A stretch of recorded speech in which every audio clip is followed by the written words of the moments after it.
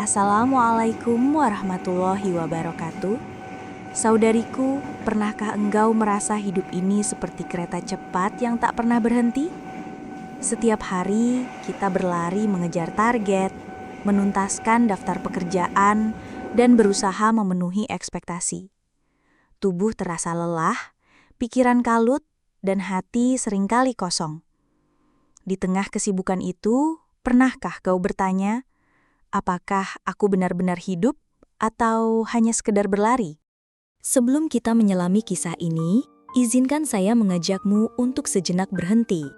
Jika cerita ini menyentuh hatimu, luangkan waktu untuk klik tombol like, subscribe, dan nyalakan loncengnya. Semoga setiap konten yang kita bagikan menjadi pengingat yang bernilai ibadah dan menjadi amal jariah bagi kita semua. Namamu adalah Fatimah, atau mungkin Zahra, atau bisa jadi namamu sendiri. Kau adalah perempuan tangguh dengan segudang peran. Pagi buta, ketika alam masih terbungkus selimut gelap dan dingin, matamu sudah terbuka.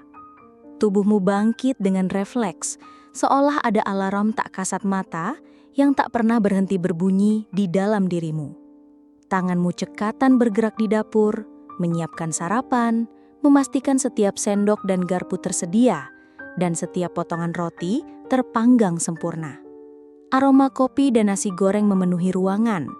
Aroma yang menjadi saksi bisu betapa pagi-pagi sekali engkau sudah mengorbankan waktu istirahatmu untuk mereka yang kau cintai. Setelah anak-anak bergegas pergi dengan seragam rapi dan ciuman di pipi, dan suamimu berangkat kerja, kau beralih ke peran selanjutnya.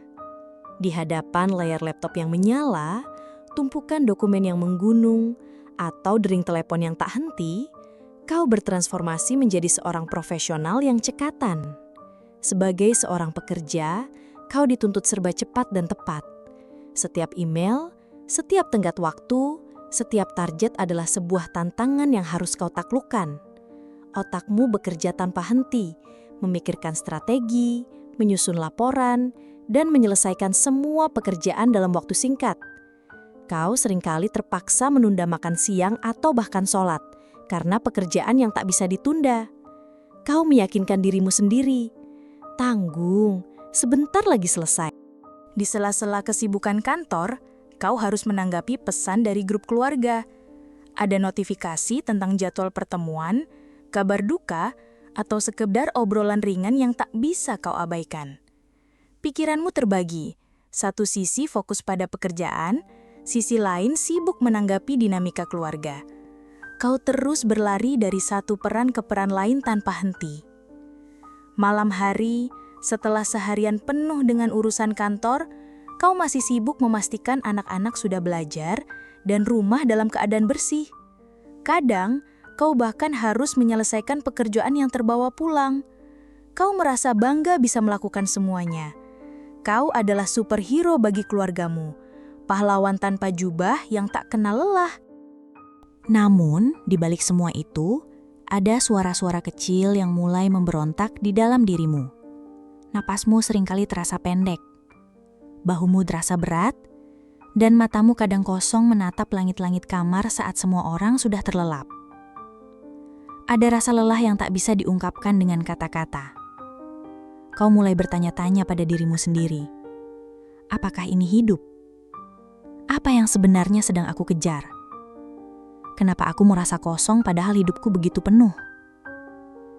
Kau adalah mesin yang terus berputar. Tapi kau merasa jiwamu semakin menipis. Kau terus memberi, dan memberi. Hingga tak tersisa apapun untuk dirimu sendiri.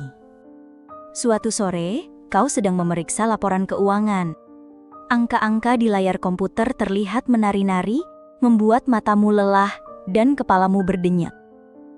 Deadline sudah di depan mata, tapi rasanya konsentrasimu sudah habis tak bersisa. Tiba-tiba, dari kejauhan, sebuah suara merdu memecah keheningan. Azan asar berkumandang, menyerukan panggilan untuk sholat. Hatimu berbisik, tanggung, sedikit lagi. Laporan ini harus segera selesai. Kau memilih melanjutkan pekerjaanmu, menundukkan kepala, dan jari-jarimu kembali menari di atas keyboard. Kau meyakinkan dirimu bahwa pekerjaan ini adalah amanah, dan menyelesaikannya dengan baik adalah bentuk ibadah. Namun, ada rasa gelisah yang tak bisa kau tepis. Seolah-olah ada sesuatu yang hilang dari setiap pekerjaan yang kau lakukan. Tiba-tiba, sebuah ayat dari Al-Quran terlintas di benakmu, seolah dibacakan langsung di telingamu. Dan katakanlah, bekerjalah kamu, maka Allah akan melihat pekerjaanmu. Begitu juga Rasul-Nya dan orang-orang mukmin. Dan kamu akan dikembalikan kepada Allah yang mengetahui yang gaib dan yang nyata. Lalu diberitakannya kepada kamu apa yang telah kamu 1. Kerjakan. Quran, Surat At-Taubah, ayat 105. Kau terdiam. Jari-jarimu berhenti bergerak. Ayat itu bagai tamparan lembut, namun begitu kuat. Kau selalu menganggap produktivitas adalah segalanya. Tapi kau lupa tentang esensinya. Ayat ini bukan hanya tentang bekerja, melainkan tentang siapa yang melihat pekerjaanmu.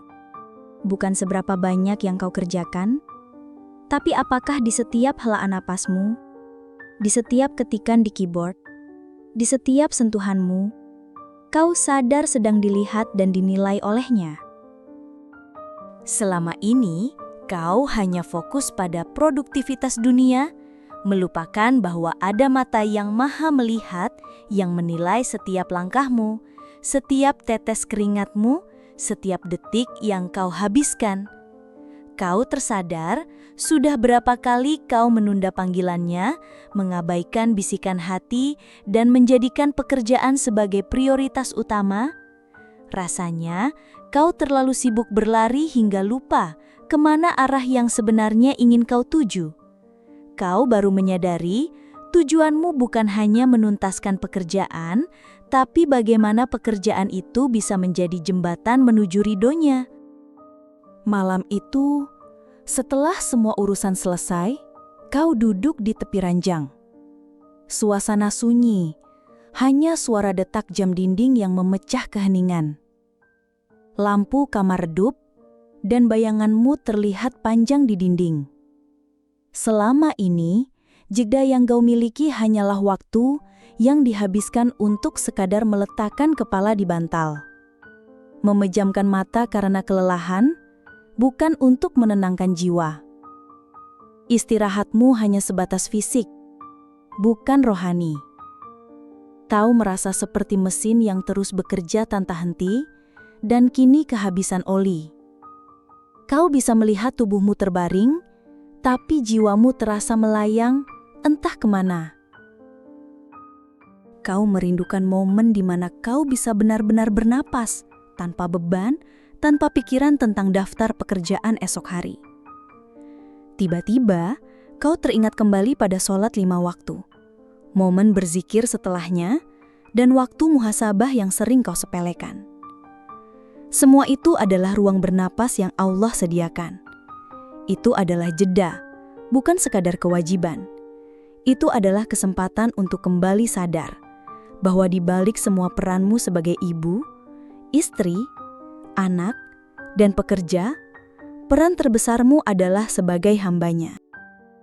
Kamu menyadari betapa seringnya kamu merasa kosong karena kamu tidak pernah memberi kesempatan pada dirimu untuk terhubung kembali dengan Sang Pencipta. Kamu terlalu sibuk mengejar dunia hingga lupa bahwa kebahagiaan sejati ada di dalam hubunganmu dengannya.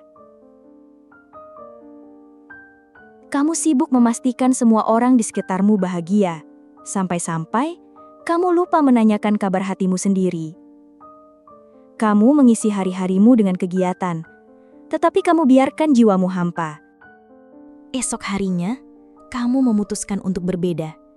Ketika azan subuh berkumandang, kamu bangun dengan langkah yang lebih tenang.